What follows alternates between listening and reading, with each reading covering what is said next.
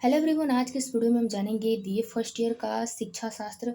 जिनका भी second semester का एग्जाम है उनको ये वीडियो जरूर देखना चाहिए, क्योंकि इस वीडियो में हमने बहुत ही महत्वपूर्ण प्रश्न को लिया है।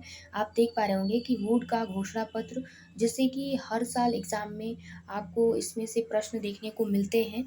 तो इसमें शॉर्ट भी पूछता है और लॉन्ग भी पूछता है, तो आप लॉन्ग तैयार किए रहेंगे तो शॉर्ट कर लेंगे, क्योंकि शॉर्ट अगर क्वेश्चन आपसे पूछता है और फिर लॉन्ग शॉर्ट क्वेश्चन आप तैयार कर लेते हैं, और लॉन्ग क्वेश्चन अगर एग्जाम में आपसे पूछता है तो उतने आपके पास शब्द नहीं होंगे इसके बारे में लिखने के लिए।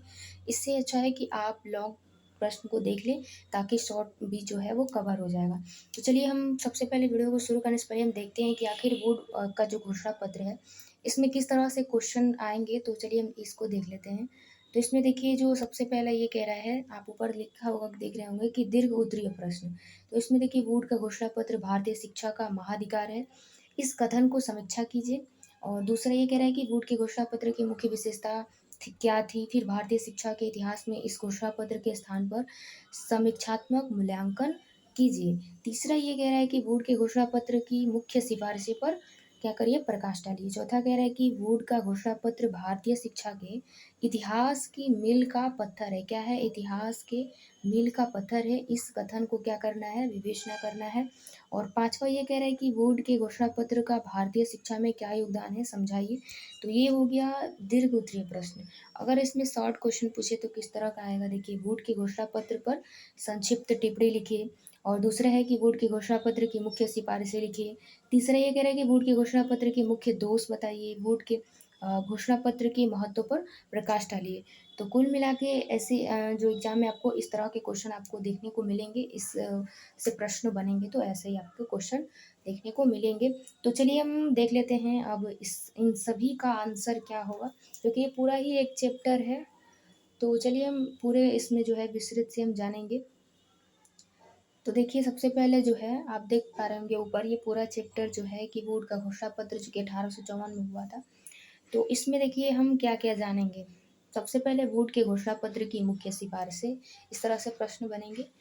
वुड के घोषणा पत्र का महत्व, फिर वुड के घोषणा पत्र की मुख्य विशेषता, वुड के घोषणा पत्र के दोष, और फिर जो है ये दोनों जो है ये अभ्यास और सारांश जो है, मतलब इस चैप्टर का क्या सारांश है वो इनके लिए है। तो फिलहाल हम ये और ये, फिर ये इसके बारे में हम जानेंगे। तो चलिए शुरू करते हैं। तो देखिए, लिखा हुआ है कि सन 1853 में जब कंपनी के चार्टर एक्ट 1833 में परिवर्तन का अवसर आया, तब संसदीय समिति ने भारतीय शिक्षा के प्रगति यानी कि आगे बढ़ने का जो है मूल्यांकन किया।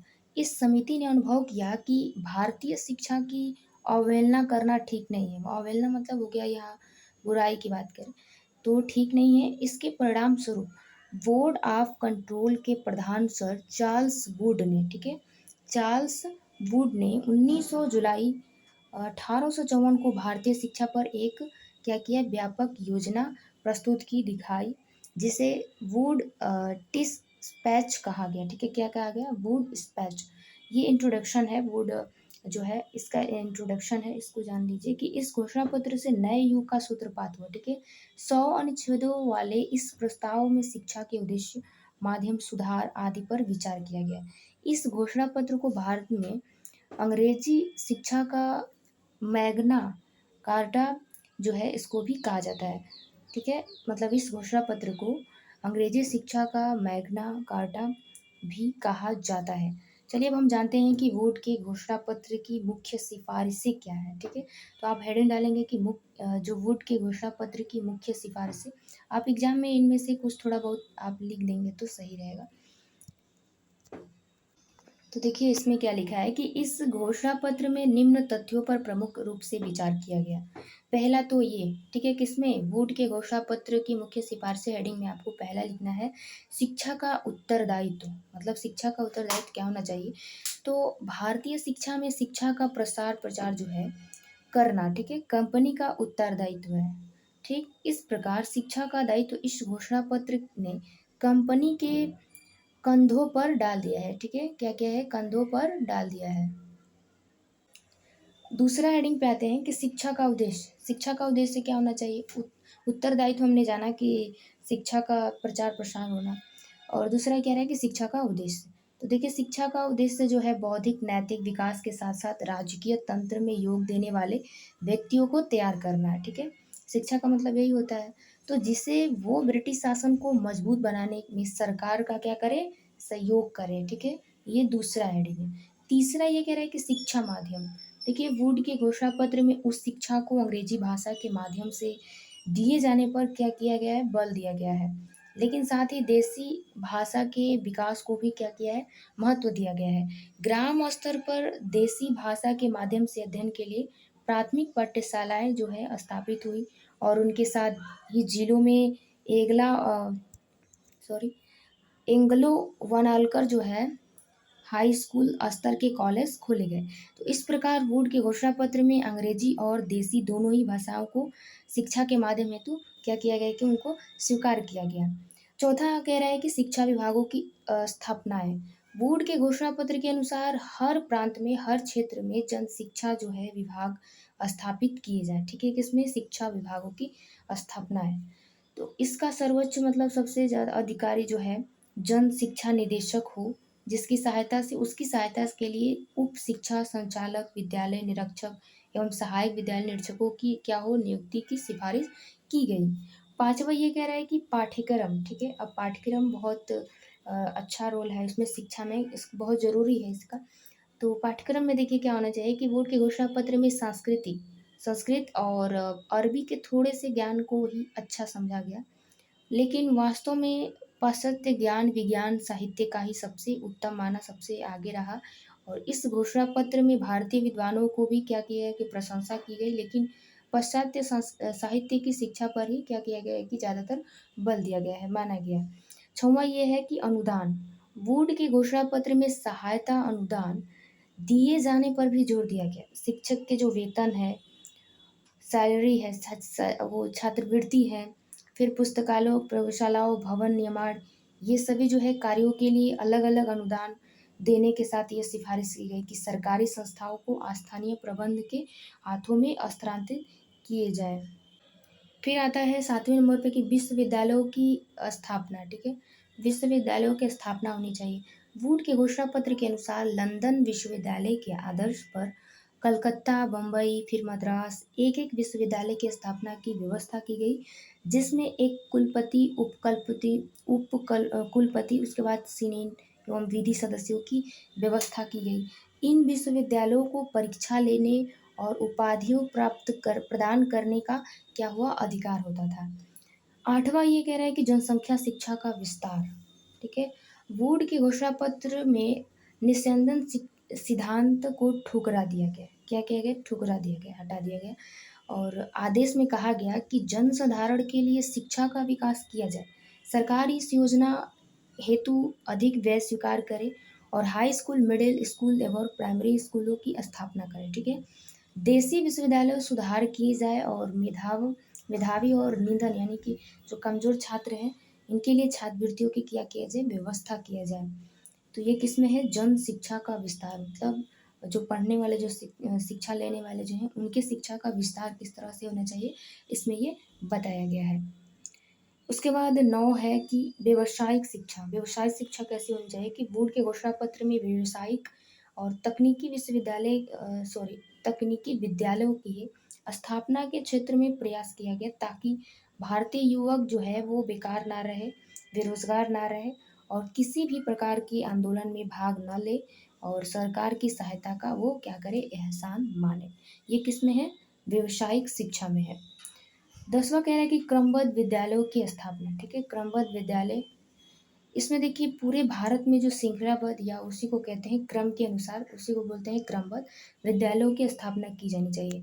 जैसे कि एग्जाम्पल के तौर पे देखिए कैसे दिया हुआ है, प्राथमिक, ठीक है। फिर उसके बाद क्या होना चाहिए, मिडिल स्कूल, फिर हाई स्कूल, फिर कॉलेज, उसके बाद क्या होना चाहिए, विश्वविद्यालय। तो ये होना चाहिए क्रमबद्ध, ये क्रमबद्ध है। तो ये 10वां में है। 11वां है कि स्त्री शिक्षा। स्त्री शिक्षा में देखिए स्त्री शिक्षा के विकास के लिए उत्तरापूर्वक बालिका विद्यालयों को अनुदान देने की घोषणा की गई। वुड घोषणा पत्र में इसके अतिरिक्त शिक्षक प्रशिक्षण, अनुसूचित जाति तथा जनजाति व मुस्लिम शिक्षा के लिए भी क्या किया, ये सिफारिश की गई। अब हम जानते हैं कि वुड के घोषणा पत्र जो है इसका महत्व क्या है, ठीक है। तो देखिए इसका महत्व जो है, एस.एन. मुखर्जी शब्दों में अपने बता रहे हैं इसके महत्व को कि आज्ञा पत्र वास्तव में बहुत ही मूल्यवान घोषणा पत्र है, ठीक है। ये कौन कह रहा है? एस.एन. मुखर्जी। ये आपको लिखना है एग्जाम में, ठीक है। जेम्स देखिए क्या कह रहे हैं, जेम्स जो है ये कह रहे हैं वुड की घोषणा पत्र की कि दो बातें विशेष रूप से दिखाई देती है। पहला ये कि यह भारत की शिक्षा के इतिहास में पूर्व की जड़ छेड़ शिक्षा को सही मतलब जो इधर से उधर जो शिक्षा है उसको सही तस्वीर हमारे सम्मुख प्रस्तुत करता है। दूसरा ये कह रहा है कि आगे शिक्षा को संगठित और व्यक्तिगत करने के लिए अनेक सुझाव देता है। जो कुछ इसके पूर्व मतलब पहले हुआ और वह और संकेत करता है, और जो कुछ इसके पश्चात मतलब बाद वह इससे निकलता है। जेम्स यह भारतीय शिक्षा का महाघोषणा पत्र है, ये कहते हैं। डलहौजी देखिए क्या कह रहे हैं कि शिक्षा की सभी भारत के लिए इतनी अधिक विस्तृत और व्यापक योजना जिसे स्थानीय सरकार कभी भी निर्धारित करने का साहस नहीं कर सकती थी। तो ये क्या है कि वुड घोषणा पत्र पर ये महत्व है, जो कि आपको इसमें वैज्ञानिक मत 2 या 3 दे सकते हैं, जिसमें कि डलहौजी महोदय हैं, जेम्स है और मुखर्जी हैं। तो इसमें से 2 या 1 आप इसको दे सकते हैं। अब कोशिश करिएगा कि आप कम से कम 2 लिखें, ठीक है। उसके बाद चलिए नेक्स्ट हेडिंग जो है हमारा है कि वुड के घोषणा पत्र की मुख्य विशेषता, ठीक है। मुख्य विशेषताएं क्या है भाई जान लेते हैं। 1854 की घोषणा पत्र की प्रमुख विशेषता थी। देखिए इसमें पहला ये है कि घोषणा पत्र का एक संघन योजना। इस तरह जो हेडिंग जो है, ये हेडिंग सिर्फ आपको जो है लघु में प्रश्न पूछ सकते हैं, जैसे कि वुड के घोषणा पत्र की मुख्य विशेषता क्या है।